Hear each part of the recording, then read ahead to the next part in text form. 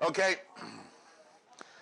Now, when it comes to subdividers, remember way back in chapter 1, we talked about builders, subdividers, and developers, and I had you add the word builder in, and I told you we didn't really care from a real estate licensing standpoint because they're unlicensed.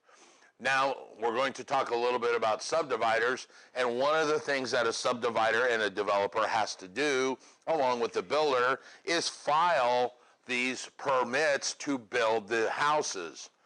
And we talked about, if you remember your favorite chapter, the northwest quadrant of the northwest quadrant, and we got into the less than 10 acres, and we talked about subdivisions, and I just quickly said, I live in lot 227. No one really challenged or asked me about it. Here's how it comes about. Because a developer will buy that 10 acres, and then they will create what's called a land development plan. A land development plan. That land development plan shows exactly how that subdivision's going to be divided, and they have certain rules involved that we're not going to get into, like they got to have so much green space, there's got to be a retention pond, there's got to be a sound swale. That's that bump in front so that car traffic doesn't get to the houses. They will devise that and give it to a municipality, and it has to fit in the comprehensive plan. If the comprehensive plan says, no, we're not allowing residential in that area, then they cannot build and get the building permits. So that subdivision plan is nothing more than a very minute comprehensive plan for his little land area. And one of the things that in there is the plat map. You know, we're going to have 30 lots. Here's the numbers, 1, 2, 3, 4, 5, 6, 7. Those get recorded, and that's how you get into that. I own lot 30 in subdivision, Sherman Commons subdivision, and all that. One of the things that they deal with is this thing called a density zoning. Density zoning is created by the comprehensive plan. It controls the population in an area. They may say, we want only going to allow 2.4 units per acre. That's how we control the density, i.e. the population in a specific area. So if someone comes in and buys 100 acres, they can only build 24 houses. I think. It's 240.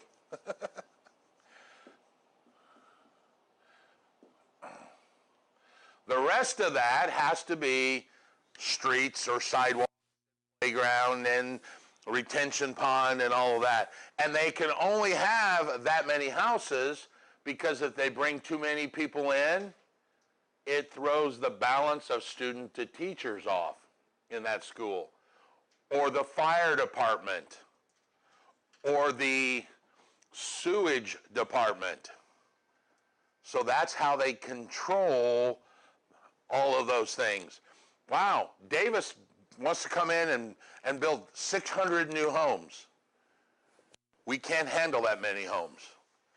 Our sewage plant doesn't have a big enough pipe, so we'd have to put all new pipe in. And we don't have enough schools, because that would bring in so many more schools or students, we'd have to raise taxes. And guess what? We only have one fire department now. We'd have to have a second fire department, so we need to raise taxes to hire firemen. So in order to do that, we're only going to allow us to have 240 houses. That meets our needs. And that's all based on the comprehensive plan through the density zoning. There was a developer that wanted to build this big development around here locally. It was going to have 1,000 houses. It was going to be a great concept. The problem was it was in an area that had no sewage station, and the fire department was all volunteer. And they actually denied all of the permits solely based on those two issues. You know, we're a small community. We don't have a fire department. You want to build that many houses, we're going to need full-time fire department, which means what? Taxes go whoop, because we now got to build a new fire department. We got to have 4 or 5 guys full time that we have to pay for. So we can't issue those permits. And that's how they control the population. Up to now, everything we've been talking about is the government. It's the man holding us down. All right? We can do it to ourselves. There are several private land use controls that I want to talk about. The one that Michelle mentioned already is called a deed restriction. A deed restriction is one the builder is going to put on the home buyer to tell the home buyer what kind of house he wants built. Why is that important? This is, to me, is one of those things that's full circle that you can start to see things come around. So all the houses are similar? All the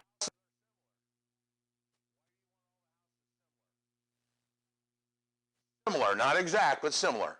Why would you want that? I forget the name of it, but so that you don't have a house that is taken down in value because of the house around it. Okay, that's regression. Or progression. Well, you want progression. You don't want regression, but that's not exactly. Why do I care that all the houses in this housing addition are similar? I heard somebody say it. The comps. Because remember, when my house gets sold, it's based on the sale of other homes in a geographic region. Those are called the CMA, or the comps, or the comparables. I want all those comparables to be a 5,000 square foot house with the garage facing the back that has a basement, so that all the other houses that sold for 800 grand are going to keep my value of 800,000. I don't want to be the one house and all the other houses are, even in this case, a victim of progression can still hurt you. If all the other houses are 1,500 square foot ranch and I build this big house in it, now I go to sell it, there may not be any comps that support 800 grand. So a deed restriction is by a developer or a builder that says, okay, I'm going to build this addition, but all of these houses are going to be high-end, custom-made homes, and we're going to sell the land with a deed restriction that says the houses have to be all brick, minimum 5,000 square feet, with a basement. Now, every one of those houses might be bigger, but at least they're going to be 5,000 square feet. We don't want someone coming in and pulling their mobile home trailer in there. All right? So a deed restriction is nothing more than a builder holding down the homeowner, but more so to protect the value of all the neighbors and to protect you as well. So the next guy that builds beside you does the same thing. There's all called CCRs.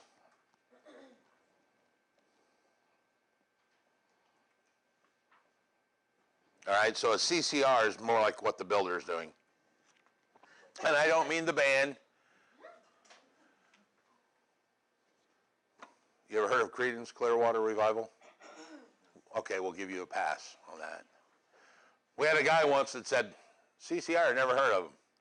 Like you, out. Oh, you talk about the band? Yeah. Oh, yeah, now he's heard of him.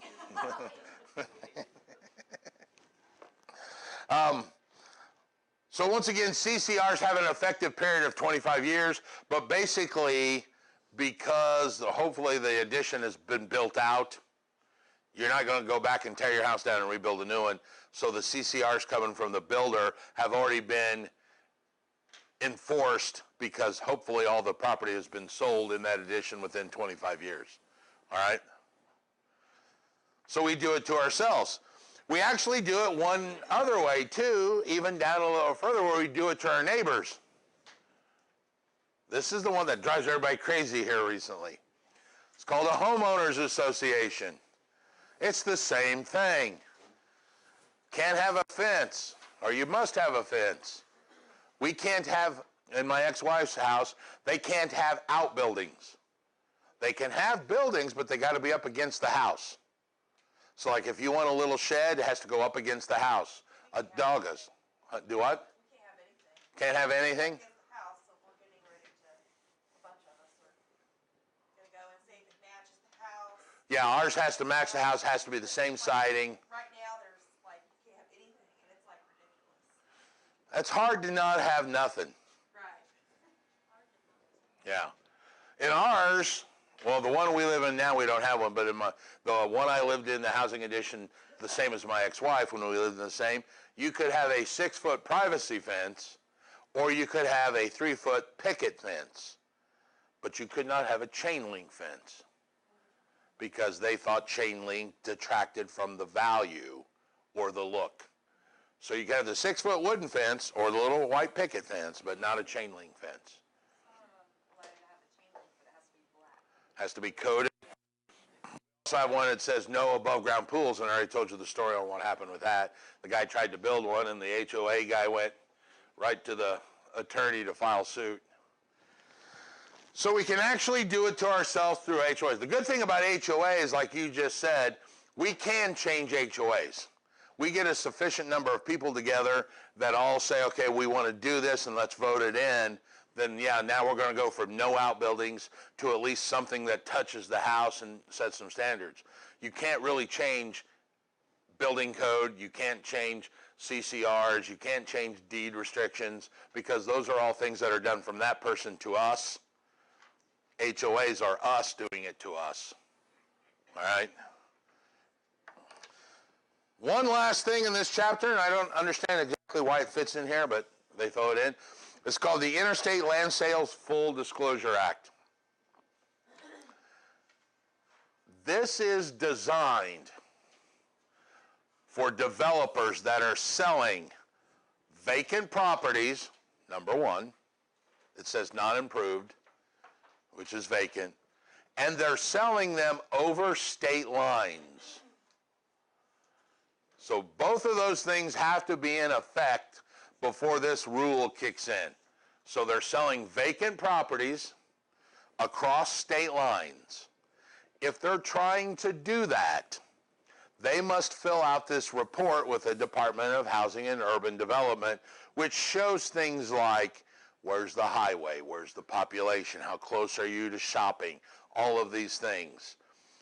What this is really designed for, because certainly there would be nobody that would sell an elderly couple in Minnesota lakefront property in Arizona, right?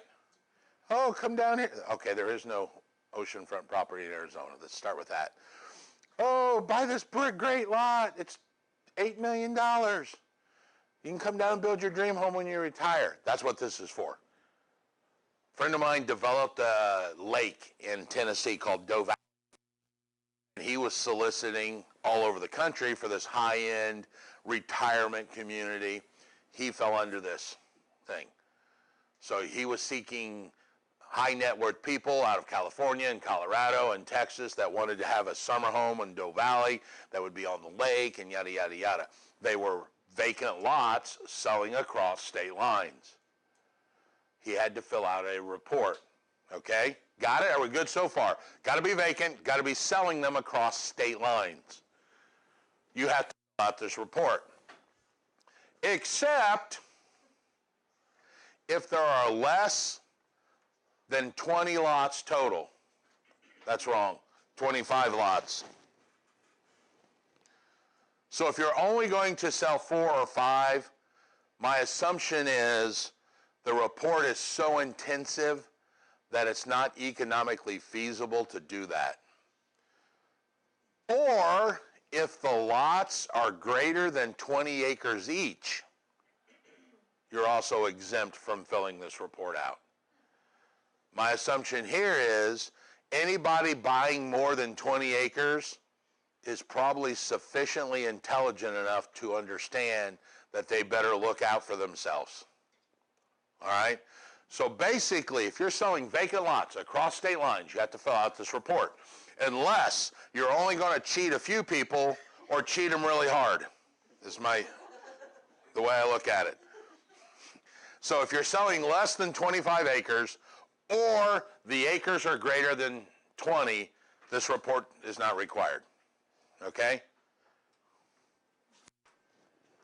That's the Interstate Land Sales Disclosure Act. Any questions about this chapter? The big things you guys need to remember: building code, certificate of occupancy, understand the difference between non-conforming and a variance and a conditional use. One, I was there first, everybody else looks different. The other one is I changed to look different, and a variance is a modification. Those are the big ones they really love. Any questions? All right, we're going to be done with this chapter today.